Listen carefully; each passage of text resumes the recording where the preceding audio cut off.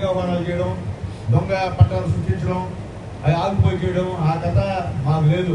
కాబట్టి అది మాకు వృద్ధని చెప్పి కూడా నేను తెలియజేస్తున్నాను. గతంలో ఎప్పుడో జరిగిన దాన్ని ఇప్పుడేదో కొత్తగా పొందుతామని చెప్పి హిందూ అడ్డం చేస్తున్నా ఏం చేస్తున్నారు? హిందువులు నేను తప్పుడు మాట మాట్లాడకూడదు. హిందువులు ఏం చేస్తున్నారు? ఎప్పుడో జరిగే కార్యక్రమం ఇది. ఎప్పుడు మీరు పేపర్లు రాయలేదే, ఇప్పుడు ఎందుకు రాస్తున్నాం పేపర్లో అంటే చనిపోయి ఎందుకు రావాలని?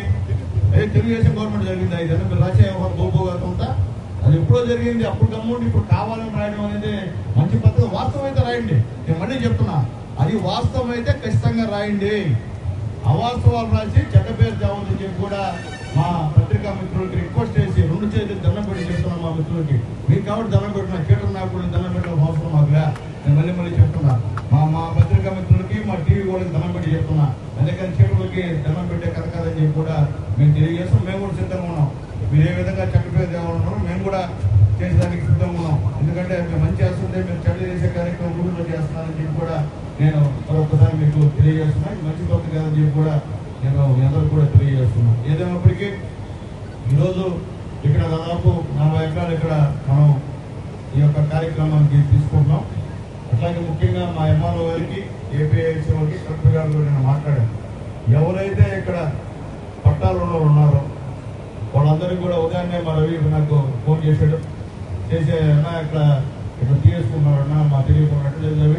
ఖచ్చితంగా మీకు ఆ పట్టాలు తీసుకోరండి. ఖచ్చితంగా కాంపౌండేషన్ అనేది గవర్నమెంట్లో మాకు ఇప్పిస్తా. ఎందుకంటే మిమ్మల్ని ఖాళీ చేసే పద్ధతి మాకు కాదు. ఇప్పించేవాళ్ళం తప్ప మిమ్మల్ని ఇబ్బంది పెట్టేటువంటి మనస్తత్వం మాకు లేదు. ఎవరైతే ఇక్కడ ఉన్నారో ఎంఆర్ఓ గారు ఖచ్చితంగా నిజాయితీగా ఎంక్వైరీ చేసి వాళ్ళందరి లిస్టులు గౌరవ కలెక్టర్ గారికి మన ఏపీఐసి వాళ్ళకి మీరు కానిస్తే ఖచ్చితంగా వాళ్ళకి కాంపన్సేషన్ ఇప్పిస్తామని చెప్పి తెలియజేస్తున్నాను. కాంపన్సేషన్ ఇవ్వకుండా మాత్రం ఇక్కడ పరిశ్రమ రాదు. అది మళ్ళీ తెలియజేస్తున్నాను. ఎందుకంటే దాంట్లో నాకేం మొహమాటం లేదు. అది ముఖ్యం, మీరు ముఖ్యం.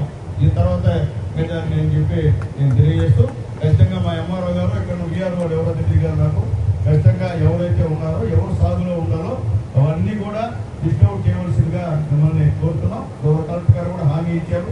ఖచ్చితంగా ఏపీఐసి జగన్ గారు కూడా మాట్లాడారు. ఖచ్చితంగా ఎవరైతే ఉన్నారో వాళ్ళందరికీ ఖచ్చితంగా నష్టపరిహారం ఇచ్చేటువంటి బాధ్యత ఖచ్చితంగా తీసుకోవాలని చెప్పి కూడా నేను తెలియజేస్తున్నాను. కాబట్టి ఎవరికి అనుమానం ఉన్నా మీరేమి మనసులో పెట్టుకొని అడిగితే ఏమంటాడో, ఎమ్మెల్యే అడిగితే నాని గారు ఏమంటారు అనేటువంటి మాట్లాడుతున్నా ఏదంటే ఫ్రాంక్ గానే మాట్లాడండి. అంటే మొహమాటం కూడా దగ్గర. ఎందుకంటే పేదవాళ్ళు మీరు ఇన్ని సంవత్సరాలు ఈ భూమిలో మీరు ఏదో చేసుకుంటున్నారు.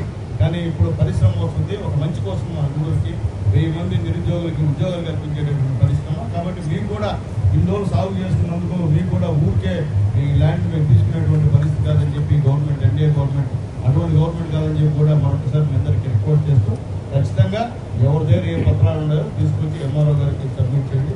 ఎంఆర్ఓ గారి రిపోర్ట్ మీద జిల్లా కలెక్టర్ గారు అలాగే జగన్ గారు స్పందించి మీ అందరూ కూడా న్యాయం చేస్తారని చెప్పి కూడా నేను మీ అందరికీ సంతోషం ఏంటంటే నాకు ఎవరు కూడా ఫోర్స్గా ఎవరు కూడా ఫోన్ చేశారు. ఉదయాన్నే అన్నా మేము వాట్సాప్లో చూసామన్నా అక్కడ మీరు ఏదో శంకుస్థాపన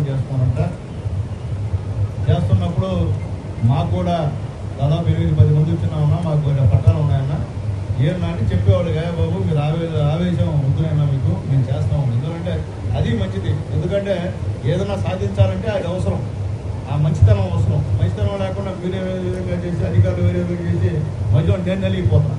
కాబట్టి నన్ను నల్లకుండా చేసినందుకు మా రవికి మరొకసారి నమస్కారాలు తెలియజేస్తున్నా. సంతోషం.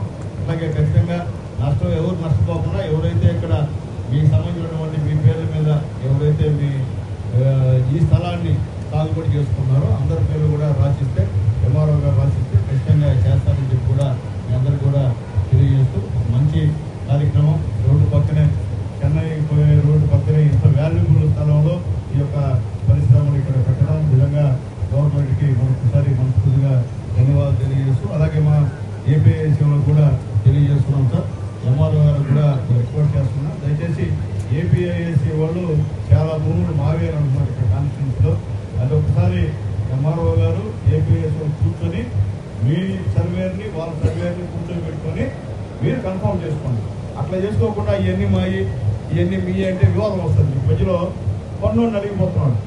ఏపీఐసీ కాదని చెప్పి రెవెన్యూ ల్యాండ్ అని చెప్పి లక్షలు పెట్టి కొనుక్కొని మళ్ళీ ఏపీఐసీ మాదని చెప్తే ఇబ్బంది పడేటువంటి కార్యక్రమం. కాబట్టి ఖచ్చితంగా మీరు కూర్చోండి, మా ఎంఆర్ఓ గారు కూడా మా సర్వేయర్ ఉన్నాడు, మీరు కూర్చోండి, వీఆర్ఓ ఉంటారు, ఈ సర్వేని తీసుకొచ్చుకోండి.